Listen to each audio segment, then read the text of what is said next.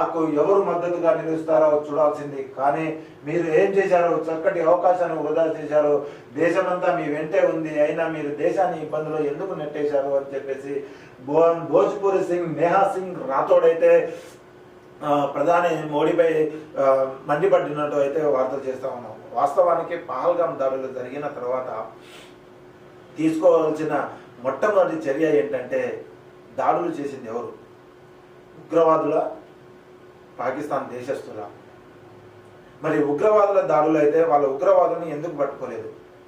ఈ రోజు వరకు యుద్ధ వాతావరణాన్ని సృష్టించింది ఎవరు? మేము యుద్ధం చేస్తామని చెప్పేసి రఫేల్ దాడి చేసి 9 ఉగ్రవాదుల స్థావరాలను కుల్లగొట్టాము, మేము ఖచ్చితంగా యుద్ధం చేస్తామని చెప్పేసి ప్రజలలో ఒక భయాందోళనని, తర్వాత ఒక యుద్ధ వాతావరణాన్ని సృష్టించింది ఎవరు? ఇవన్నీ చేసిన తర్వాత పోనీ ఆ ఉగ్రవాదులు ఎవరు అని తేల్చగలిగారా? మరి ఆ ఉగ్రవాదులు ఎవరో కూడా తేల్చకుండా మీరు యుద్ధ వాతావరణం ఎందుకు సృష్టించినట్టు? ఆ యుద్ధ వాతావరణమే లేకుండా ఇండియా, పాకిస్తాన్ మొదటి నుంచి అంటుంది ఉగ్రవాదానికి మాకు సంబంధం లేదని చెప్పినప్పుడు ఆ ఉగ్రవాదాన్ని ఎవరైతే ఇగో పలానా వ్యక్తులు, ఈ నలుగురు పహల్గామ్ దాడికి పాల్పడిన ఉగ్రవాదులు ఈ నలుగురు అని చెప్పేసి ఇప్పటి వరకు ఎందుకు పట్టుకోలేకపోయింది భారతదేశం యొక్క ఎన్ఐఏ కావచ్చు, తర్వాత డిఫెన్స్ కావచ్చు?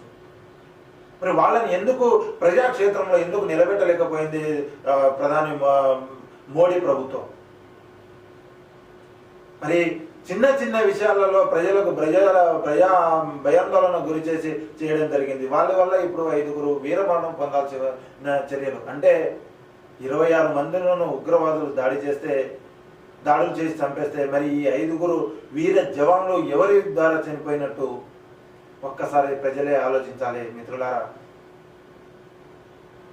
ఉన్న రాజకీయ కోణంలో కావచ్చు, తర్వాత ఇక్కడ జరుగుతున్న మతపరమైన చర్చలు కావచ్చు, రాజకీయ చర్చలు కావచ్చు, రాజకీయంగా వాడుకునే విధంగా ప్రజలను ఏ విధంగా వాడుకున్నారో మేధావులు ఒకసారి చదువుకున్న వాళ్ళు ఆలోచించాలి మిత్రులారా.